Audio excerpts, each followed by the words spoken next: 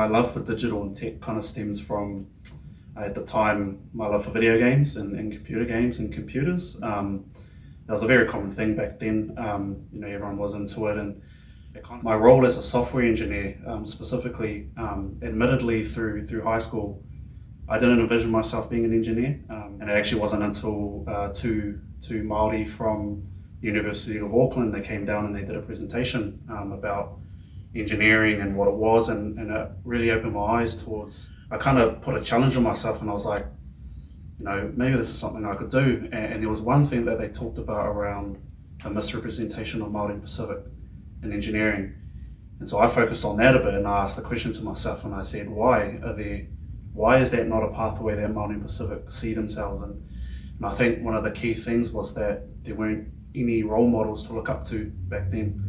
So I think one of the biggest challenges, I think, for a lot of Māori and Pacific is when they kind of look at digital being potentially a pathway that they'd like to pursue. A lot of the times they don't see themselves or their way of life reflected. And I think when you kind of go into the industry, sometimes it can feel like you need to leave who you are at the doorstep. Yeah, so recently I was part of a leadership program, the Mahuri Leadership Program run by Indigenous Growth Limited, and the idea behind that was to empower our kaimahi Māori at Beca to take up leadership roles.